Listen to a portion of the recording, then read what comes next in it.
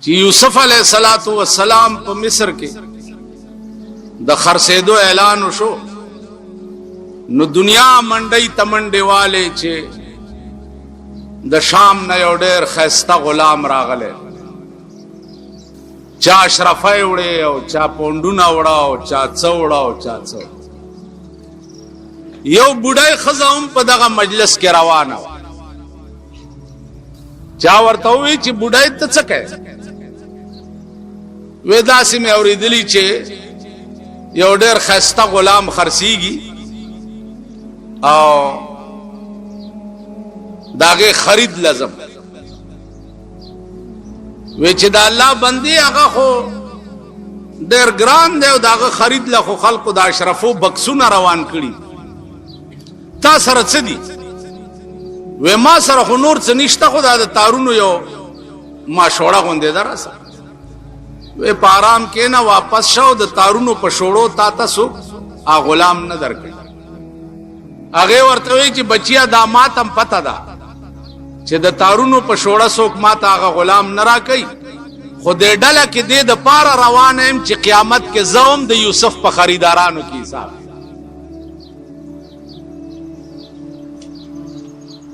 نو زه په دغه نیت د اجتماع تر اعظم چې حاجی صاحب مرحوم رحمه الله تعالی وتبارک ما ډېر د نږدې نه لیدل او ډېر لوی عاشق د جناب رسول الله صلی الله علیه وسلم نو د هغه عشاق په زمره کې کاش چې دا بنده ناچیزم خدای پاک په قیامت کې حساب زکه چې مونږ هو ټول عمر څنګه تیریږي هغه تاسو ګورئ یا زمونږ د ملک سال دی او مونږ سپ غضب په دې ملک اختیو نو هغه تاسو ګورئ لګیای کنه جی چې شپه او ورځم سم مصیبتونو سره سره خدایو جز کې کله کله شرکت په دې نیت کو هغه ورځ یو امي سړیو خبره وکړه وسډېره مزیدار خبره ما ته وی چې مولوی صاحب تاسو د مليان خو مسالې هم ډېرې کوي او کسی می سي ډېرې کوي خو زمام یو مسله واو وې د قیامت په ورځ به په یو سړی حکم وشي چې دا سړی جهنم ته بوځي نو چې څنګه ورته حکم واورول شي چې جهنم ته بوځي نو دا سړی به منډه کی چې منډه کینو الله تعالی به وی را واپس کی دا منډه ولې واله چې را واپس کی چې منډه ولې وه ورته به یا الله په دنیا کې مستاد حکم یو فرمان بجا نه دی راوړې ټول عمر مستاد حکم نافرمانی کړې ده نو د اخیری حکم خو دې چومنم چې لک په منډه لاړ نو الله تعالی به وی چې زې جنت ته بوځي تاسو خیال راغی عزیزانو قیامت کے بعد بانا جوڑی گی بانا کا معاملہ پا قیامت کے دا عدل او دا انصاف شورو شوا نو یو کسب جنت تلاڑ نش زکا دا عدل او دا انصاف تقاضا دادا چه تا چه محنت کرے یو مزدور کرش قیامت کے معاملہ د رحم او د کرم کی رحم او کرم دا مانا چې یوانی کی دی کړي یو په لس یو په وسوا یو په زر یو په لک یو په کروڑ تاسو خیال راغی نو معاملہ د کرم وینو علا به مونږ د جنت تقاضا کو او جنت تبزو او که معاملہ د عدل شروع شوا نو عزیزانو دا سومره منځونه او نیکۍ چې مونږ کوو په 24 غنټو کې چې دا اوقات را جمع کوي نو چې شپېته اتیا کاله چا عبادت کړی نو د هغې نه شپږ میاشتې نه جوړېږي شپږ میاشتې نو د شپږ میاشتو په محنت به ته جنت غواړې ته خو شپږ میاشتې نوکري وکړه حلاله کتا په د شپږو کټو کوټه جوړ کړم په دې مخ می تو کا اسه خو په شپږ میاشتې نه په شپږ ورځې کې بنگلا اغسته شي سټوغه کې راغې په پاکستان ټوغه کې ورستریږي د دې بزرګانو د اولیاء د دې نیکانو په دې اقوالم د ایمان مضبوطی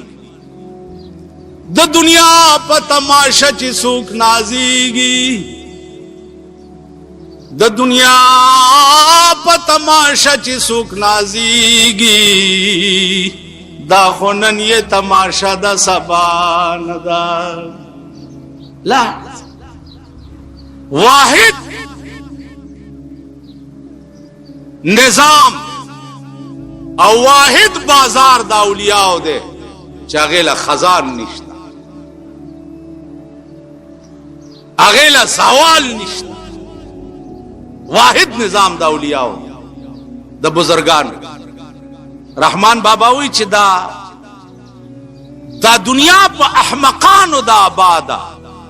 دانا نکا په دنیا باندې غرض په ساحل کشته د هیچا نه ډوبېږي کڅوک نکا په دریاب باندې غرض دا احمقان الله والا چې دی داغي بازار همیشه ګرځي زما عزیزان قران کریم په ذریعہ د وحی راغله دی جناب رسول الله صلی الله علیه وسلم وحی په درې قسمه ده یو وحی فطری ده یو وحی ایجادی ده او یو وحی عرفانی ده د وحی درې قسمه بیا وحی په لغت کې القاء السریع ډیر زر القاء کې دل سړی تا دا د وحی لغوي معنی بیا وحی اصطلاحي فطری او ایجادی او عرفانی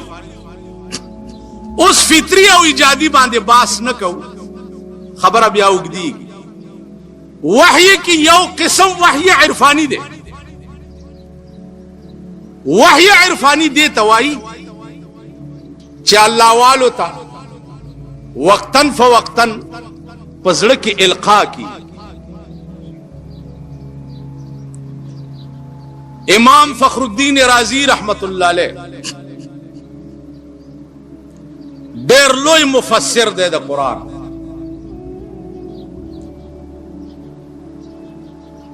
هغه تقریر کول او په تقریر کې ورته یو سړی را پاسې ورته صاحب خبر واوره د جنت باس کئ زما خپل کور دومره خسته دی چې په سلو جنت وي نه ورکو د حورو باس کئ زما خپل خزه داسې ده چې په لکو حورو نه ورکو نه جنت پکار دی او نه حوري پکار دی او نو غلمانان پکار یو ټکه غواړم کدی په وس کی وی خورا سره وعده وکا او کدی په وس کی نو پارام کینا جنتونو د پاره ز ایمان نه راو وې څه خبره وې په خدای مینم که خدای را تزان خی خو مسلمانېګم کینی والله کې مسلمان اس امام فخر الدین رازی کے سوچ کے چی ہے بار الہ دا شیخ زما پا وس کے ندے چیزو استاتا ہوئے ما چی دا تزانو خواہ نو امام فخر الدین رازی فرمائی چی ما تا پزڑ کے القاو شوا القارا تا شوا چی او آیا ورتا چی تا مسلمان شنو خدای بتا تزان خی امام فخر الدین رازی ورته وی چې ما ورته وی چې بس ته مسلمان شې خدای بدر تزان خی هغه ورته لیکلی رات منبر د پاسه د امام فخر الدین رازی نه لیکلی واغست چې لیکلی واغسته چې شپراله دا سړی مړ شو. امام فخر الدین رازی فرمایي چې خدایا ما ته خو تا په زړه کې القا کړې وه او ما لیکلي ورکه او ستا ورته ځانو نه ښوده، زه خو دې سړي ته بې وعدې شو. ټوله شپه په جړا تېره کړه، د سهار کې وله خوب ورغی. څه ګوري چې یو ښایسته باغ دی او تخت پکې پروت دی او دا سړی پې ناست دی. وایي چې ما ولیدو نو زه سترګې مې ټیټې کړي چې دا خو مغه سړی دی چې ما ورسره واده کړې وه. وی راته وی چې یا شیخ تعال لا تخف، راځه یریږه ما. وی ما ورته ویل چې شرمنده یم درته او واده پوره نه شوه.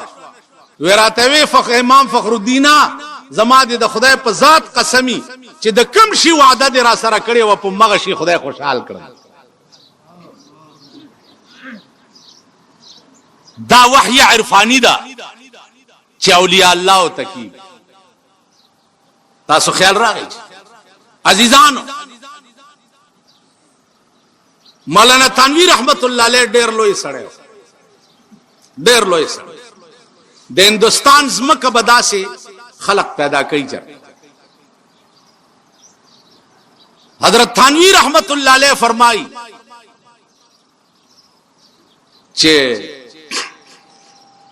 یو بزرگ له یو سړی راغی، ورته وی چې صاحب دا مې شوق دی چې دا د قبر حال به زه څنګه معلوم کړم. او دا خو اسانه خبره ده، آسان. سورج پس که زمړ شوم نو قلم او کاغذ ما سره په قبر کې کېده او 3 ورځې پس راشه چې لاندې سپ ماتیری به مې درته لیکلي پاس به پراته. تاسو خیال راغی اسه به ما زمونږ د عمل ساجيبه غوندې ده، داسې ځینې بزرگان په کې را پاشي وي دا تصوف چې ده دا چې ده حجت نه ده پلان ده. ځکه چې تاسو کله سخت خبر کوم زما خلاف هم یی تاسو د پتا سو پويګم. خو زه یاد لرئ چې د صوفیاو د نیکانو خواب کې پازان غنم. زه نه مې د چانه علم زیات دی، نه نسبی شرافت لرم، نه اقتدار لرم، نه جایگیر لرم، نه دولت لرم، هیڅ نه لرم. یو شی په فخر سره وایم چې چرته مې نیک او بزرگ اوریدلی دي نو ځان مې ور رسول دی او دعا مې ته اغسته ده. د غرغشتو مولانا صاحب هغه انسانو چې چاته په ژوند خدای ویلیو چې نصیر الدین تمام گناہونه مې درته معاف کړ. غرغشتو مولانا صاحب هغه سره اخیری ملاقات لورلم او ورته مې وی چې د مرګ ژوند سپته نه لګي دعا راته وکا. نو دا ګوته داسې په توکانو لمده کړه او زما د خلک یې وواله ما ته الزا په دې خلې نه د خدای ډیر کار والا او ته به پیار څوې او تا ته به څوک څه نشي ویلی. نو دعاګانې مې دار چاغستی ځکه وایي بادشاهي د فقیرانو په دعا شي. زه رحمان کله بادشاه کله فقیر، بادشاهي هم د ګدایانو په دعا کې، مقام تم سړی د ګدایانو په دعا رسی. نو زه خپله فقیر یم. دا لګي ډېرې ګډې وډې چې وایم غصه راشي، غصه راشي چې دروغ مه وایي، دین فروش مه جوړېږئ، اسلام فروش مه جوړېږئ، د حلال او د حرام تمیز وکړئ. یو شی ستا مذهب حرام ګڼي هغې ته لاس مه نیسه، هغې ته نږدې مه ورځه. یو سړی چې د اسلام او د دین دشمنی هغې ته 3 تبلیغه اسلام ویلی دي، 3 تبلیغه. من را منکم منکرا فلیغیره بیده فإن لم يستطع فبلسانه وإن لم يستطع فبقلبه فذلك أضعف الإيمان. بيدینا او گمراه د خدای نه باغی او سرکش وګوري په لاس یې ونیسه، په لاس یې نشي نیوی، په جبه ورته ووایه، په جبه ور سره نشي ویلی پزړه کې ور سره قطع تعلق کا مخ په کپن کې مګو. زه تاسو ته ایمانی وایم، زه خار کې اوسېږم او خار چې دی هغه توبه مې دي مرتبان دی، هر ګند بلا پکې، خانان پکې دي، نوابان پکې دي. زنه د چا جنازې کوم، داغه سړی جنازې لازم چې پوه شم چې دا پاکو نیک غاټ سنډا مړی ځان نه جاڼه کړ، ځان نه جاڼه الګا پلانې مړ دې، پلانی خان مړ دې. ها زید څه او زیاد په پلانی خان زما جنازې نه ناراضي کنا، نو چې پلانی خان اور یو بزرگانو بی دینه سړی چې په کوم قبر ولاړی پاغه قبر رحمت نه وری. ٹھیک ده؟ کافر چې په کوم قبر ولاړی پاغه قبر رحمت نه وری. دغه وجه ده چې مسلمان چرته خخیږي التب کوشش کوي چې بی دینه او کافر چرته ولاړ دی، ځکه د مسلمان د دفن په وخت کې پاغه رحمت وری. زه چې مرشم او دغه غټ سری زما په جنازه ولاړی رحمت بم نه راوریږي او چې دوی رانه لاړ شي دوزخ مم ځای دی. درک شخ خپل کار کا مړی لا به ناراضه مرزا واده لا به ناراضه مرزا مړی ژوندې خو دې ته وایي. نو الحب فی الله والبغض فی الله باندې به عمل رانش. کته وای چې مړی ژوندې د کلی کل ولیدا، نو الحب فی الله والبغض فی الله باندې عمل ونش. مینا بم خدای د پاره کې، مړی بم خدای د پاره کې، ژوندې بم خدای د پاره کې. چاله بزیم د الله د پاره، چاله بنظم د الله د پاره. زما په خبره پوه شو؟ زیبم چاله د الله د پاره. زمون خار کې هغه ورځ یو خان مړو، خیر اوس مونږ په ولاړیو صاحب یو لګیا دی الله لا اله الا هو دا دې سپیک مت ور بچو الحمدلله رب العالمین. څوک چې ګورل ته تبارک الذی شروع کړی دا، څوک چې ګوره قران راغسه الکه څه کوي دا څه کوي تبارک الذی. تاسو د جمعې په شپه تبارک الذی وای، تبارک الذی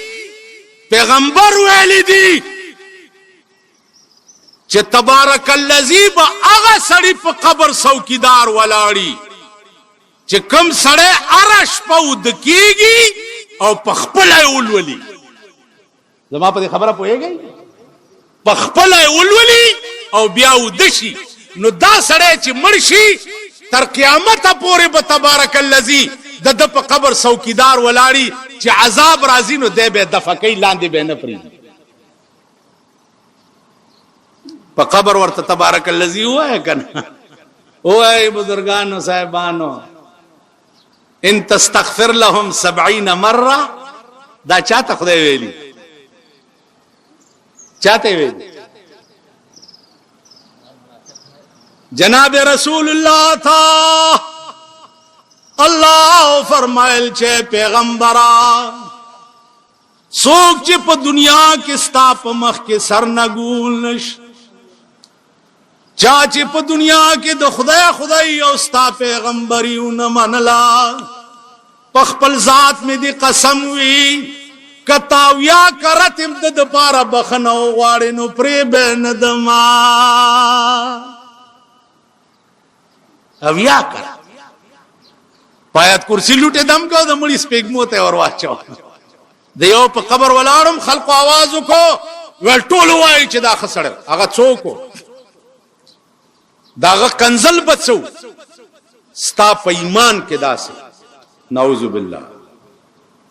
ستا مذهب داس اسلام چې دی دا ډکوسلی دی، قرآن ناول دی، د پیغمبر حدیث د یهودو ډکوسلی دی. دا الفاظ داغه په قبر आवाज شو ول ټول وای چې دا ډېر خسړیو ز پیرا پاسې د مال خبره واوري خخ شو ویلو مالو سي قبر پرانی زئی کده په سلور بولی نو مان دا ګیره کلک لات په ولاړی یو دلان دی په سلور بول خر تمو وای چې دا ټول خسړې به هغه چاته وای چې چا د خسړې توپ کارونه